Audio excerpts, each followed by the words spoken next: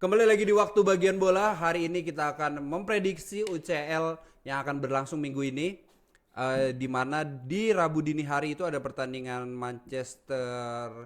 Oh, tidak ada Manchester ya, mohon Halo, maaf. siapa Real nih? Madrid lawan Bayern Munchen dan Oke. juga Arsenal Sporting Lisbon. Sementara itu hari setelahnya itu ada PSG Liverpool dan juga Barcelona lawan Atletico Madrid. Gue rasa nih sekarang nih unpredictable nih, susah nih. Kamu ngeledek ya. Awal-awal tuh ya, saya sampai keselak ini. Tapi kita mungkin ngomongin yang di awal besok ini adalah Madrid dan juga Bayern Munchen Baik. lawan ini Sporting dan juga Arsenal. Kita bahas Oke. yang mana dulu nih? Sporting Arsenal kali ya. Sporting Arsenal. Oke. Laga yang akan main duluan Sporting Arsenal. Sama kan? Sama satu. Barengan semua nih udah dikit sih ya. Hmm. Oke. Gua rasa kalau dari Sportingnya kemarin mereka baru menang. Gue lupa lawan mana. Braga kalau nggak salah. Santa Clara. Santa Clara. Ya, Oke. klub Liga Portugal. Tapi dia banyak dikritik karena kemenangannya itu ada insiden dari kecurangan wasit lah. Intinya dikritik, ada beberapa momen di laga tersebut pemain-pemain Sporting ini melakukan pelanggaran tapi nggak dikasih pelanggaran sama wasit lain sebagainya lah. Dan Sporting ini kan di liga juga lagi naik-naiknya ya. Iya. Mereka nempel terus Porto yang baru kalah sekali sama Benfica yang belum belum pernah terkalahkan. Tapi banyak seri-serinya Iya. 8 kali kalau nggak salah. Ya, Sporting ini menurut gua menarik kalau lu biarkan dia bisa mengejutkan. Asik. Iya, jadi buat Arsenal yang lagi ngorbanin beberapa laga termasuk kemarin kalah di FA Cup, Iya. ini adalah ancaman serius, ancaman nyata. Oke, orang boleh bilang lu ada di bracket yang nggak kuat, tapi Sporting menurut gua nggak bisa diremehkan begitu aja. Rui Borges tuh salah satu pengganti dari Ruben Amorim yang menurut gua cocok. Waktu itu hampir bukan Joao Pedro, bek kanan Joao Pereira, tapi gagal padahal dia U18-nya. Rui Borges masuk, gila. Bagus sih dia. Naik, bisa megang Gyökeres balik lagi ke Jose Alvarado. Kalau menurut lu gimana? Arsenal udah 2 kali kekalahan, apakah bisa bounce back?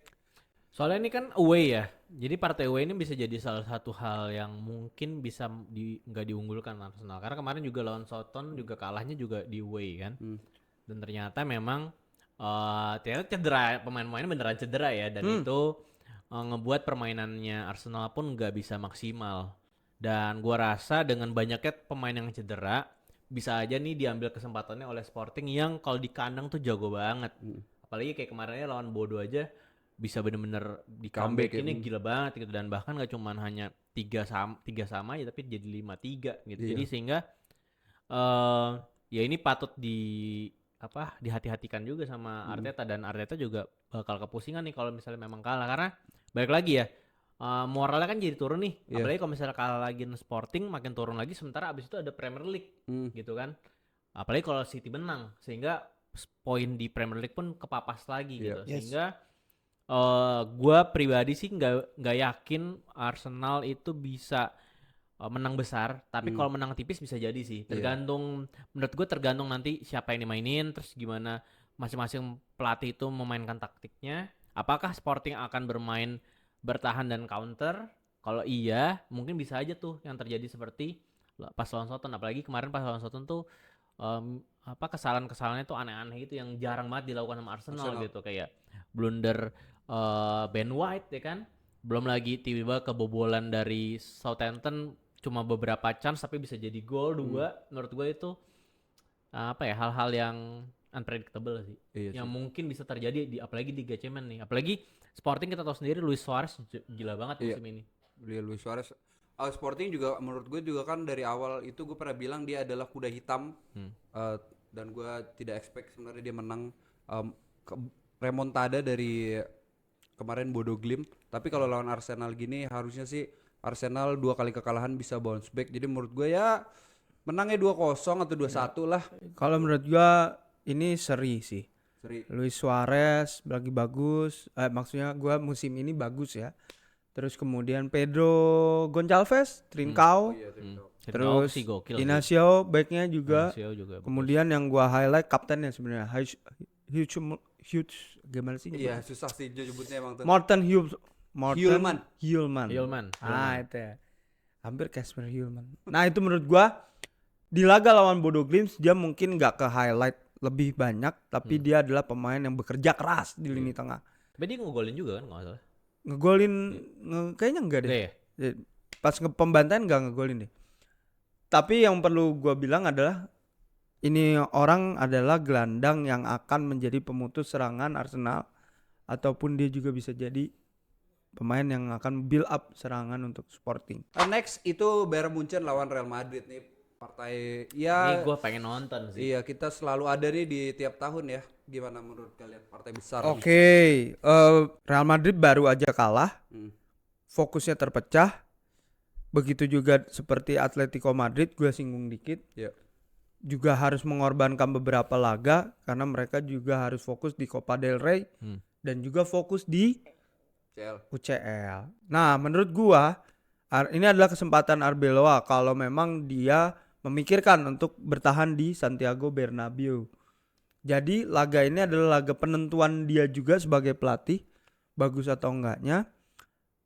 Buat gua Valverde menjadi sosok kunci. Tapi dipastiin dulu main kan dia? Valverde main. Terus Nggak tahu kembalinya kilang Mbappe juga bisa jadi kunci buat Real Madrid. Karena ini mainnya di kandang Madrid. Buat gua mereka bisa unggul lah 1-0, 2-0. Karena gua merasa Company belum ada pengalaman yang cukup di UCL, begitu juga musim lalu. Tiba-tiba mereka gugur dan mereka cukup dominan ya Bayern musim lalu. Jadi buat gue mungkin ini Madrid bisa sih ngajar Bayern Munchen dan kembali ke dan lolos ke semifinal. Kalau lu gimana? Kalau gue ragu ya, karena gue lihat pertama kipernya bukan Courtois, walaupun Lunin juga bisa dibilang kiper backup yang sangat bagus lah ya. Tapi balik lagi back sayapnya Madrid juga nggak diunggulkan. Apalagi kita tahu sendiri Trisulanya Bayern Munchen serem sekali ya. Olise, Harry Kane dan juga Luis Diaz itu mereka semua tuh gila banget.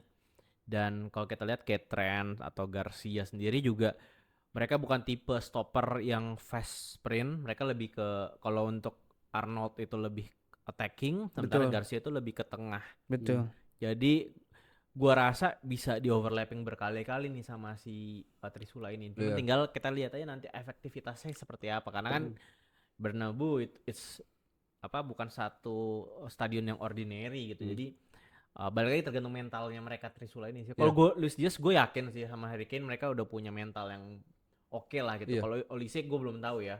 Tapi ya walaupun Olise misalnya ternyata kurang oke gitu ya, masih ada Lennart, belum lagi Harry Kane juga bisa ditarik agak mundur, bisa ke kanan sedikit. Luis Diaz juga bisa di switch around. Jadi gue ngerasanya lebih unggul Bayern Munchen ya, walaupun Bayern Munchen ada kekurangan juga bro. Backnya juga sama. Menurut gue back sayapnya Bayern Munchen itu juga nggak sekuat itu. Itu kenapa nanti mungkin bisa aja itu diporak-porandakan sama Mbappe dan juga Vini. Gitu. Cuman kiper juga ini menjadi pertanyaan nih, apakah Neuer udah fit apa belum? Karena semua kipernya Bayern Munchen cedera semua kemarin. Tapi karena ini kan udah jeda internasional dan cukup lama kan jeda internasional dan sebagainya. Menurut gua mungkin harusnya udah ada yang fit sih. Urbik udah balik lagi sih, setahu gua ya. Nah, tapi yang menarik tadi udah disinggung, betul banget wing kirinya Bayern itu kan sebenarnya jadi pertanyaan tuh. Alphonse Davies cedera, terus kemudian Bischoff ya back kirinya itu salah satu back kirinya yang sering dipasang jadi back kiri sama Konrad Laimer. Terus kemudian ada masalah di lini tengahnya juga problem kurang kuat. Nah ini juga yang menarik nih duel di tengah. Karena Madrid juga harus, tadi udah disebut sama Duito, karena serangan di sayap Bayern Munchen begitu kuat, ada Olise dan Luis Diaz. Wingbacknya atau back sayapnya Real Madrid sebagus apa buat bisa nahan mereka. Karena kan Trent Arnold juga punya sisi ofensif yang begitu tinggi gitu. Nah Fede Valverde bisa nggak track back dengan sigap, atau misalnya Tchouaméni bisa nggak mengcover area yang tertinggal saat transisi nantinya. dari serangan untuk menanggulangi serangan dari Bayern Munchen. Kalau menurut gue juga Real Madrid dengan apa sih di musim ini kalau lihat secara squad head to head sih memang Bayern menurut gue di atas. Jadi kalau Real Madrid pengen minimal menang gitu ya atau misalnya lolos itu harus ada elemen of surprise kayak kemarin sih. Iya. Siapa Elemen yang of expect Valverde hat-trick dan juga gua rasa Carreras akan kembali karena udah main sebenarnya Carreras dan Valverde juga kemarin gak main karena akumulasi jadi pasti Fresh ya. fresh dia tapi kembali lagi Bayern Munchen anjing susah banget nih Berat Bayern sih, Munchen berat berat sih. banget Memang sih dominan sih. Bukan Iya, mustahil tapi dominan. berat iya sih. berat makanya elemen of surprise itu gue sebagai fans ya harusnya sih ada karena UCL Madrid kan beda nih apa sih namanya fighting spiritnya tapi kalaupun kalah Tensinya ya. jangan ini banget lah ya enggak apa ya tipis-tipis aja gitu jangan sampai dibantai banget Supaya masih bisa ada harapan untuk ngebalikin ya. Gua Iya. masih merasa Real soalnya leg Madrid duanya di Allianz ya gue merasa Real Madrid masih punya pengalaman atau kans yang lebih besar diunggulkan ketimbang Bayern. Oke mereka dominan di liga tapi bagi gua apa yang udah dilakukan Madrid dan elemen surprise tadi yang udah lo sebut itu ada di Madrid. Karena ya tadi Arbeloa bisa nyingkirin Manchester City dengan begitu luar biasanya. Gua rasa mereka juga bisa menyingkirkan Bayern Munchen. ya itu Ya, Itu possible hal ya. yang possibilities yang gua rasa ada nih kansnya nih. iya. Karena faktor Vini di depan punya banyak pengalaman dan orang-orang ini kan yang baru juara juga 2023 kemarin juga ada banyak orang itu kan. Mental udah punya sih. Iya, Iya. Soalnya tahun lalu kan yang terakhir kali kita ketemu itu yang gol Jose Lu itu lawan jadi pasti Munchen ada rasa dendam itu tuh. Tapi makanya kita lihat aja. Oke, kita langsung saja beranjak ke pertandingan esok harinya yaitu adalah Barcelona Atletico Madrid, PSG dan Oke. Liverpool. Ini mana dulu nih? Kayak PSG Liverpool kali ya atau menarik. Barcelona Atletico dulu nih? Gak apa Barcelona ya. Gue patut apresiasi ya karena 3 perwakilan La Liga ini solid. Ya, maksudnya dari dulu mungkin dari tahunnya 2000 berapa ya? 2012 kali ya itu Atletico Madrid, Real Madrid sama Barcelona tuh pasti tiga-tiganya tuh melonjak lumayan jauh gitu. Oke. Dan bisa jadi mereka adalah 3 tim yang cukup matang di Liga Champions yang bisa menjadi kandidat juara. Nah sayangnya Barcelona lagi-lagi ketemu sama Atletico Madrid nih dan ini udah berkali-kali ketemu. Bahkan minggu kemarin baru aja ketemu kan mereka. Gitu dan ganti-gantian tuh kadang sempat Atletico Madrid ngebantai Barca dan sebaliknya Barca bisa menang beberapa kali dengan skor yang tipis gitu. Tapi kalau kita ngomongin Atletico Madrid sama Barcelona berkaca dari pertandingan yang kemarin menang tipis ya kemarin ya kalau nggak salah ya. 2-1. 2-1 lawan Barcelona Atletico kan. Iya kan? Nah, dan ini mainnya di kandangnya Barcelona, ya kita tahu sendiri Lamine Yamal magicnya walaupun main jelek tetap ada magicnya gitu ya. Ya. Jadi dengan kekuatan Yamal, menurut gua Barcelona sedikit diunggulkan sih. Lu ngunggulin Gua Barcelona mau ya. Barcelona dan mungkin bisa tipis 2-1 3-1 Oke. 3-1 kalaupun margin paling gede. Oke. Ini kalau gua lihat gue sedikit mengunggulkan, sebaliknya gue mengunggulkan Atletico Madrid karena yang emang lebih santai dia mengorbankan La Liga. Dia kemarin juga nggak mainin Julian Alvarez, terus siapa lagi gue lupa. Pokoknya dia nggak mainin Julian Alvarez, membangku cadangan Julian Alvarez. Kemudian di laga kemarin Wanda Metropolitano, balik lagi ya. Tadi udah disebut namanya, ini pemain luar biasa, ngacak-ngacak pertahanan Atletico Madrid. Lengah sedikit, hasilnya kartu merah Nico Gonzalez. Tapi yang gua notice di sini adalah bagaimana Olmo dan Fermin Lopez mengokupansi ruang dari Atletico Madrid. Jadi laga kemarin itu adalah laga kayak ibaratnya miniatur atau contoh nih laga yang akan terjadi di UCL nanti. Menurut gua kedua tim akan fokus di UCL karena apa? Barcelona udah hampir 10 musim ya nggak juara UCL. Iya. Iya, terakhir 2015. Atletico Madrid juga pengen balik lagi ke semifinal. Iya, Udah lama iya, dia udah lama, nggak sorry. ke final bahkan. Jadi kemungkinan Simeone juga ngincer UCL nih, walaupun ada Copa del Rey juga yang menanti. Tapi ya kita tahu nggak mungkin lah Atletico Madrid dengan skuad yang menurut gua dia kan musim ini juga mencahin rekor transfer kan. Nggak bisa untuk fokus UCL. Jadi nggak ada alasan karena di La Liga dia udah nggak ada kans. nggak kemana-mana juga. Jadi gua sangat meyakini bahwasannya Simeone akan fokus di UCL dan memainkan beberapa pemainnya ya.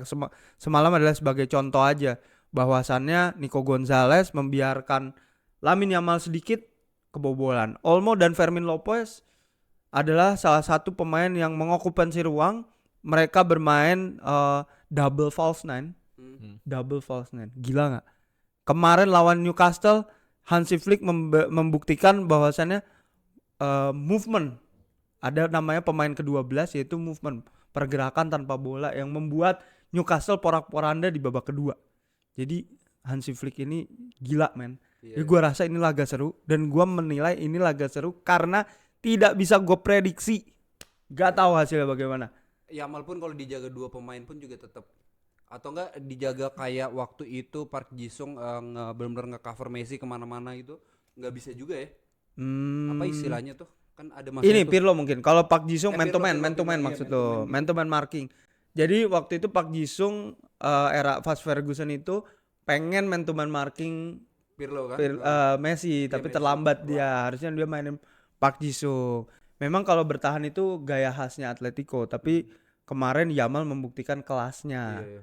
Dan Atletico musim ini agak sedikit perubahan kok, agak ofensif kok mereka. Tapi menurut gua kansnya juga 50-50 sih masih. Ya 50-50. La Seru, Liga menarik. juga, walaupun kemarin Madrid kalah dan ya orang pasti bilang ini udah pasti Barcelona nih, tapi kan nggak bisa dia fokusnya hilang, nanti bisa slip ya kan di La Liga. Sementara Atletico juga Copa del Rey harus fokus di final ya kalau nggak salah ya. Iya, final lawan Real Sociedad. Lawan Betul. Real Sociedad. Jadi menurut gua kansnya sama-sama aja. Soalnya udah pernah saling mengalahkan dan dikalahkan. Betul. Iya. Jadinya Karena mereka juga pernah nyingkirin Barcelona ya di UCL. iya. Atletico tuh. Copa del Rey juga kemarin kan dibantai kan leg 1.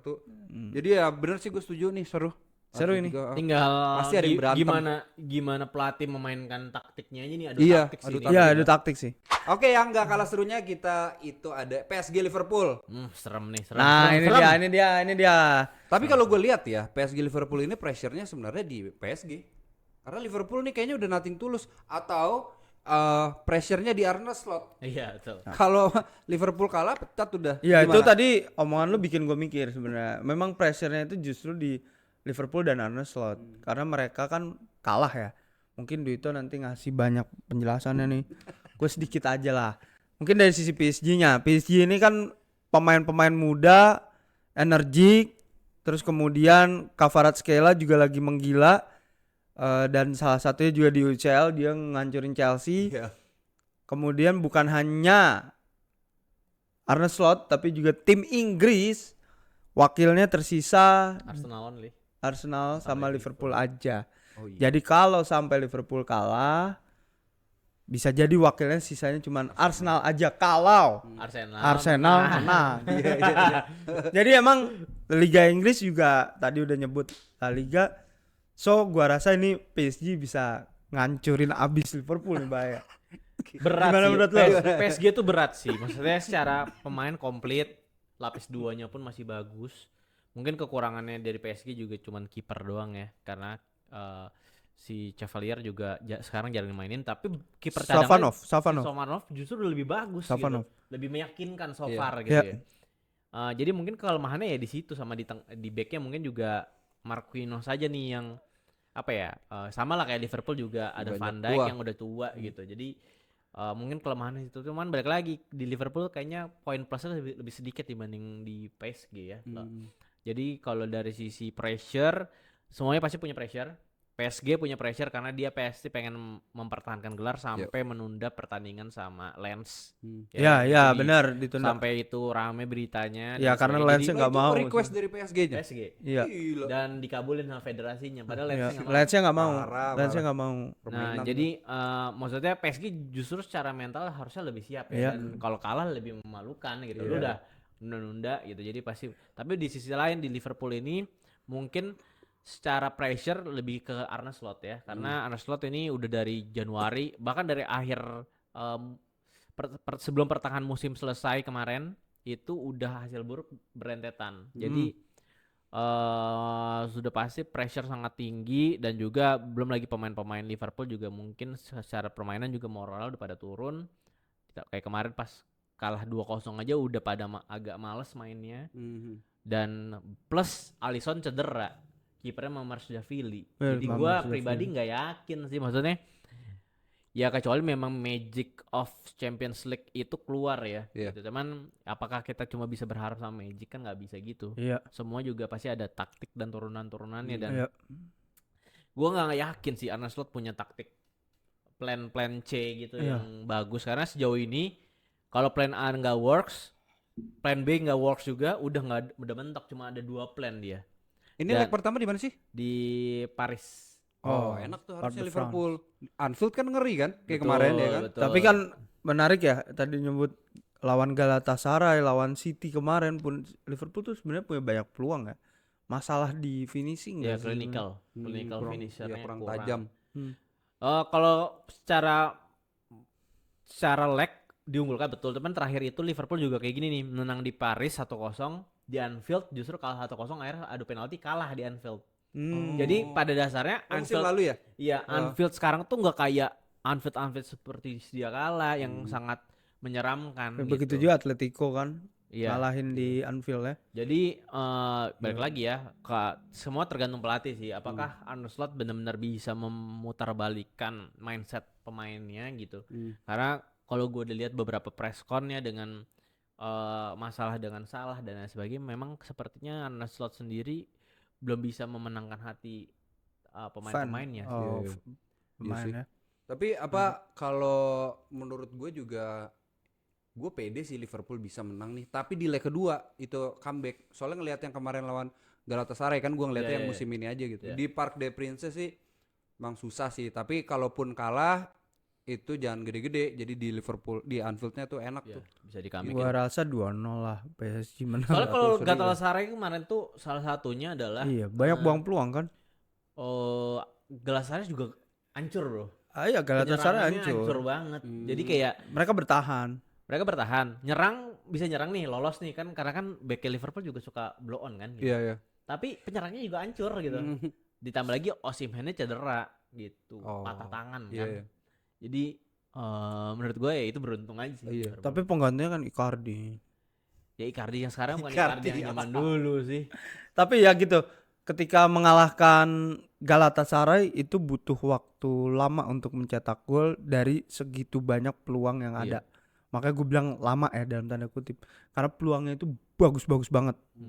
Tapi chance yang dia buat itu memang karena mainnya low blocknya Galatasaray, terus secara kualitasnya Galatasaray untuk bertahan tuh kurang, karena memang Galatasaray ini bukan tim yang biasa bermain bertahan gitu loh. Dan back-backnya juga bukan back-back yang akan ketemu nanti lawan PSG, kualitasnya berbeda. Jadi gua rasa kalau mereka nggak efisien atau efektif dalam menyelesaikan peluang, habis kayak lawan City. Iya, kayak PSG juga pun yang lawan Chelsea kemarin kan mereka kayak rata-rata golnya tuh counter ya. Kvaratskhelia yang gol awal yang gol cepat itu. Jadi kayaknya Liverpool si Van Dijk dan juga Konate itu harus bisa mengimbangi larinya. Gak bisa bro. Ini sebelum tag video Duito udah bilang kemarin lawan City itu emang Liverpool punya banyak peluang. Kayaknya 1-0, 2-0 tuh masih banyak peluang ya. Masih bisa lah sebenarnya. Masih bisa. Makanya bisa 2 gol lah harusnya. Habis itu malah 2 lah drop kan. Nah itu maksud gua. Kalau lu nggak bisa nyelesain banyak peluang, habis lu. Gak bisa sih, susah sih. Ya. Susah sih. Kalau lawannya di Sayar Due, Kvaratskhelia, Dembele, oke anggap aja Dembele nggak main, siapa main? Barcola ya. Ada habis sih itu Gonzalo Ramos juga. Udah habis sih, lari itu pasti habis. Tapi ada yang suspend atau enggak? Main semua ya. Kalau secara tim ini balik lagi, ini belum tentu benar, tapi Brad Barcola katanya ankle injury. Terus Fabian Ruiz juga knee injury. Liverpool udah pasti itu. Kalau Liverpool banyak nih ya, Alisson Becker, Isak juga belum pulih. Belum ya, masih recovery ya. Masih recovery harusnya. Endo cedera panjang.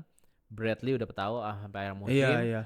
Leoni juga baru comeback dari latihan. Cedera panjang juga sih. Jadi ini 5 pemain ini yang sebenarnya emang udah lama nggak main juga. Iya. Endo ini apa sih? Ini cedera Piala Dunia main nggak?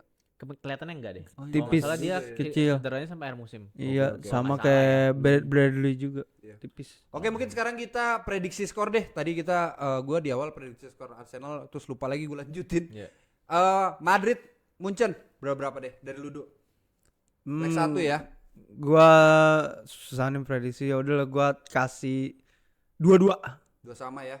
Ya. Oke, gua pede nanti ada satu pemain yang hat trick 3-0 Arda Güler. Widih. Kalau gua kayaknya tipis ya 1-2 kayaknya. Buat duanya buat Bayern Munchen, satunya buat Iya. Madrid. Nanti Wah, oke. kejutannya di Allianz sih gua rasa. Atau mungkin sekarang malah. Sekarang aja lah dia lihat sedikitkan.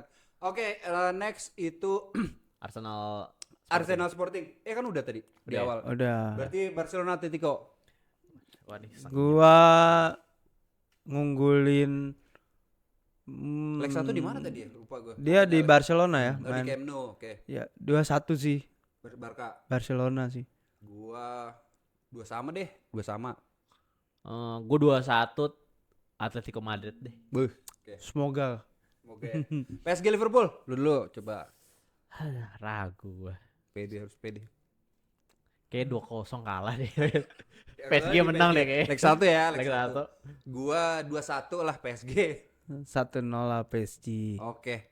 Jadi itu dia prediksi kami tentang UCL. Nanti tuliskan di kolom komentar prediksi kalian seperti apa. Nanti kita ketemu Ya, lagi tulis. di pembahasan leg kedua UCL. Sampai jumpa lagi di waktu bagian bola. Bye bye.